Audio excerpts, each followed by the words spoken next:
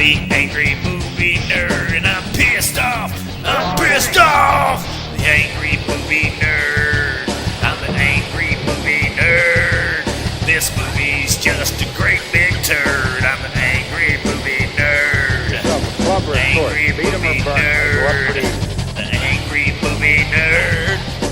This movie's just a great big turd. I'm an angry movie nerd. Welcome to the season finale 2-part special of the Angry Movie Nerd Show.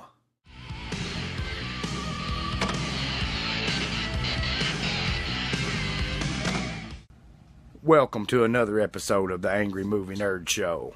In 1989, director Wes Craven shocked us, literally, because he wrote and directed the movie Shocker. This movie got a lot of flack for being sort of a Nightmare on Elm Street ripoff. Oh, fuck. Wes Craven plagiarized himself? That's like somebody watching Halloween and making another stalker-based franchise off of it? Oh, wait, that actually happened with Friday the 13th. Shocker is a movie about a TV repairman turned black magic studying, animal sacrificing, crazy fucking apeshit psycho who goes on a killing spree. His name is Horace Pinker, played by Mitch Pileggi. And I must say, he's believable as Horace Pinker. He makes you actually think that he's batshit crazy. People know him most from his role in X-Files, in which he played Walter Skinner, and he also had a role in Sons of Anarchy as Ernest Darby. Anyway, after Jonathan Parker, played by Peter Berg, dreams of the murder of his adopted family, which included his stepsister, stepmother, and stepbrother, the murders just keep continuing throughout the city, Pinker killing a lot more people. Well, it just turns out that Jonathan's stepfather is a lieutenant named Don Parker, played by Michael Murphy, who is trying to bust the case of who the killer actually is. And then Jonathan tells him he dreamed about the night his stepsister and stepbrother and stepmother was killed. I dreamt of the murders, Dad. Just the way they happened. Bobby was killed in the living room. Fingers on his right hand. These three. Diane and Sally got it up in Sally's room. What is this shit? That's how it was. So Don's having a hard time to believing it, but when he told him pretty much word for word what Don seen that night when he showed up, then he knows that something is up. So Jonathan, along with Don, track Pinker to his television repair shop, where he's got this back room with a fake wall, and he drags a cop in there and slits his throat, and the blood comes under the door. So then they bust in to find out that Pinker has been killing and stuffing cats and hanging them by ropes and stuff, and he's pretty much into black magic and voodoo and all this shit. Well, after Pinker steals the officer's clothes, he goes outside where two cops are by a cop car, and they must be blind or just so dumb that they don't know that it's Horace Pinker, because he kills them very quickly. Then we get an off-screen kill of another cop, which we don't see what actually Pinker did, but when we see the body laying on top of the cop cars, crashed but through the windshield, he's got a rope around his neck or some cord or something, and there's blood and all that. So Pinker strangled him and stabbed him or something. Yeah. Anyway, after this, Jonathan tells his dad that he can find him again. His dad's all mad and shit because Pinker just killed 4 cops. And like he said, he'd handle it. Yeah. He's gonna handle it. He done a really good fucking job so far. Got 4 cops killed, not counting all the countless families that's been killed by Pinker already. The police force in this town must really suck fucking ass. Anyway, Jonathan's girlfriend, Allison, played by Cammie Cooper. This girl is a knockout hottie. And Jonathan is a football player. She's like the girl next door. Well, anyway, it's her birthday. Jonathan gives her a heart necklace for her birthday.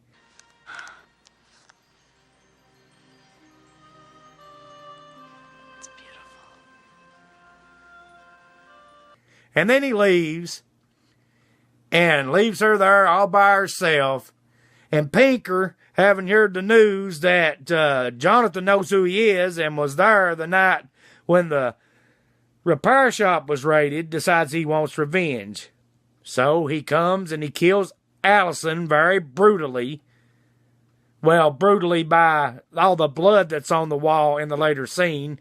We really don't even see him actually stab her.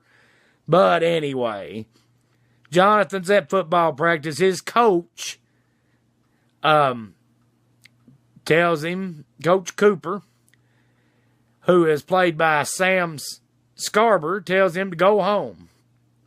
When he gets home, he sees that Allison's been killed. And Pinker's left his calling card. There's blood all over the walls. And he's even left his name written in Allison's blood on the mirror. Then, during a weird dream sequence, where Jonathan and his friend Rhino, played by Richard Brooks, drive to where Pinker is going to strike next. Wait a fucking minute. Now, this is bullshit. How does Jonathan know where Pinker's going to strike next and drive to it in a dream? It does not show that how Jonathan got this information. How the fuck did he know? And plus, this is like fucking Nightmare on Elm Street, because Jonathan tells Rhino to wake him up if he sees him struggling. Just like Nancy told Glenn to wake her up if she was struggling, so that Freddy wouldn't kill her. Well, basically, that's what happens. Jonathan faces down Pinker in a dream, and right before Pinker's getting ready to stab him, Rhino wakes him up and jerks him out of the dream, and then, in the wake world, as I'm going to call it, they drive to the house, because apparently in the dream, there was a sign that showed them where to go. Well, anyway, when they get there, the cops show up, and Don shows up with the cops. They've run into the apartment or house. I think it's an apartment. And Pinker's getting ready to kill the mother of the family. And he throws her down the stairs. And Jonathan gets by the woman somehow and chases Pinker, jumping from rooftop to rooftop. Then Pinker and Jonathan have a grudge match, WWE style shit.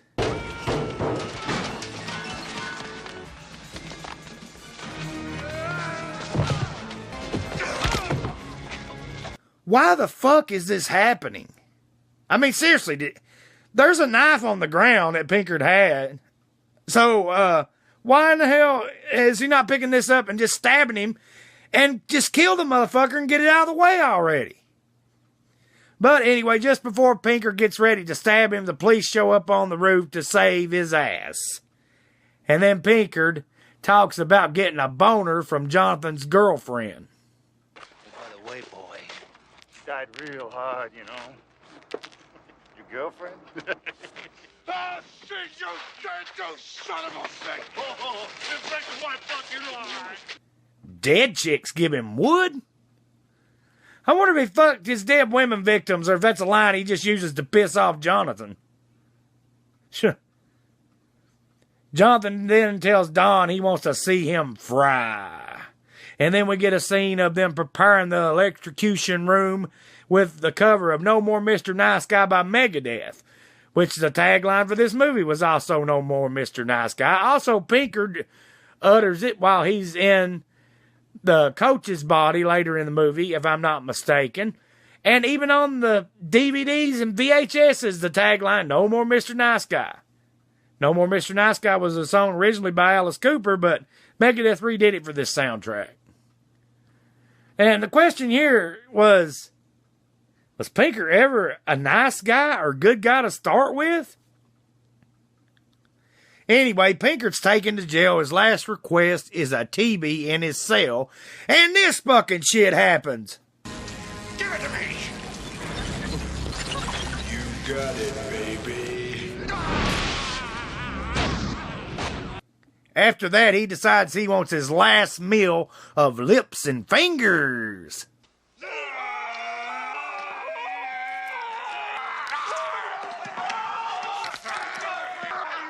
Finger licking good. Good thing Pinker's going to die, because he might have got some AIDS or tuberculosis or some other kind of disease from bringing blood, especially after he bit that one cop's fingers off.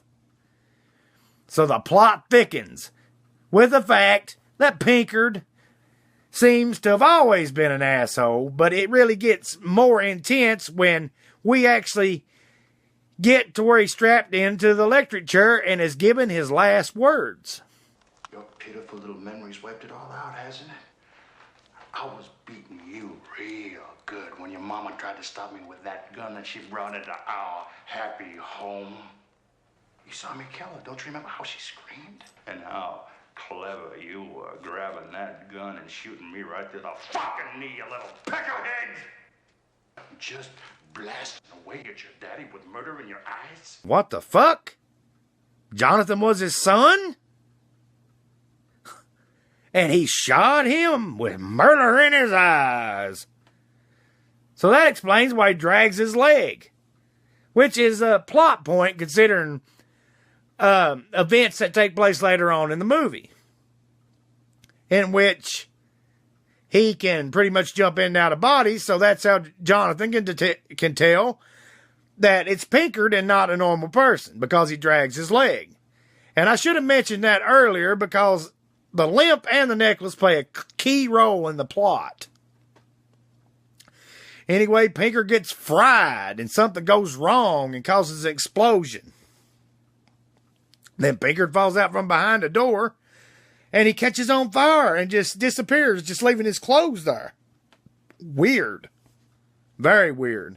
But in the explosion, this woman named Diana, played by Virginia Morris, who appears to be a doctor or some shit, but you know, they don't even say what her fucking purpose is in this movie at all. Well, she's injured, and Pastore, who is a cop, played by Vincent Gustafararo or whatever. I don't know. Hopefully I said that right. Hard name to pronounce. And another cop are taking her on the way to the hospital when this shit happens. What are you doing? Just feel like a little head sport. Well, they really botched this fucking execution, because Pinkard's not dead, but he seems to have possessed Diana's body. There's a crash and Pastore is found still alive and rushed to the hospital. And I must iterate or use some other form of big word, but Vincent Gustafararo or whatever, people will remember seeing him as Rick, the deputy, in Friday the 13th, Part 6, Jason Lives from 1986, which shows that he was no stranger to the horror genre. Also, he had a role in the 1989 Patrick Swayze classic Next of Kin as Polly. Anyway, let's get back to this shit. Now, Pinkard's able to jump in and out of bodies and shit now. This is really getting pretty fucked up. Well, at this point, I'm wondering if Horace was even a human at all, or was his parents like two hellhounds that just fucked it out in the pits of hell, and he came from there, because he's a real son of a bitch. Jonathan still thinks, even though they all saw him, including us saw him get electrocuted that somehow Pinker is still alive. And that night he dreams of Allison, who comes to him and tells him that Pinker is going to kill again, and tells him the necklace can drive Pinker out of the bodies that he possesses and uses. Yeah, a symbol of love, a little heart necklace. So is Allison an angel, or is he going schizo? Is he fucked up in the head because of losing her? I don't know. But Allison keeps popping up throughout the movie to try to help him and shit. Next day, there's a knock at the door, and it is Pastore. Or is it? No, it's Pinker, using him as some sort of skin suit. Chases Jonathan, and we find out that Pinker can only use bodies until he drains the life force or some shit. So Pastore shoots Jonathan. Jonathan runs off. Then Pinker has to find another body, so he shoots a runner, guy jogging through the park, and then he gets into his body and then gets into this little girl's body. And it's this point that the morals is pretty much thrown out the window, because the little girl says this why she is stealing a backhoe.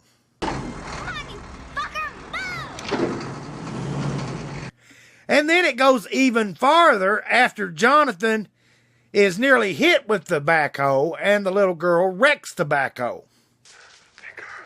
Correct, girl, lungs at you, son of a bitch. Get away from the Anyway, Jonathan uses the necklace to force Pinker out of the little girl. And these scenes of forcing Pinker out of people, the special effects for 1989 were actually on par, as you're going to see how he comes out of this little girl.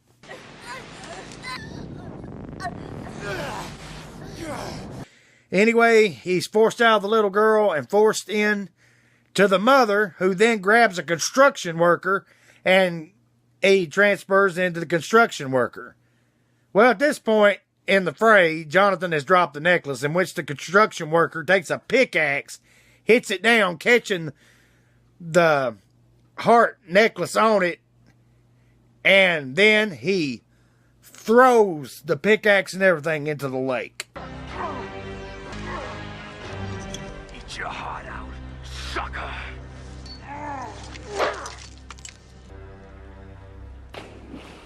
Wow. Wasted some good gold. Pinker doesn't know the value of gold? What a dumb fuck. So he just murders people? He don't never rob them? This movie's just getting atrocious at this point. I mean, damn. It's like Pinker's dead. I guess he doesn't need money anymore. Anyway, Coach Cooper has a hard time believing what Jonathan is saying. Are you saying that Pinker is alive somehow, and he just jumps in and out of people like a goddamn clap or something? The coach in Pac-Man, played by Ted Raimi. Ted Raimi's been in a lot of Sam Raimi's movies. I think it's his brother or his cousin or something. Ted Raimi plays Pac-Man, one of Jonathan's friends. Jonathan's got a plan to get some diving equipment, so the coach and Pac-Man go after it. But when the coach doesn't show up at the lake with the equipment, Jonathan decides to go back home and try to get the equipment himself. And there he finds the coach possessed by Pinker. And his friend Pac-Man is dead, and Pinker explains what a friend Pac-Man really was. Pac-Man liked you too much, Jonathan. He wouldn't let me in. That's a no-no. So basically, Pac-Man defied Pinker wanting to possess his body. Which, that's the first victim that's happened to. This is the end of part 1 of the Angry Movie Nerd season finale 2-part special of Shocker. Make sure you check back here soon when I'll have part 2, as we dive deeper into Shocker. This took me longer than I thought it would take me, so you get a 2-part special. Aren't you special? Join us again here soon.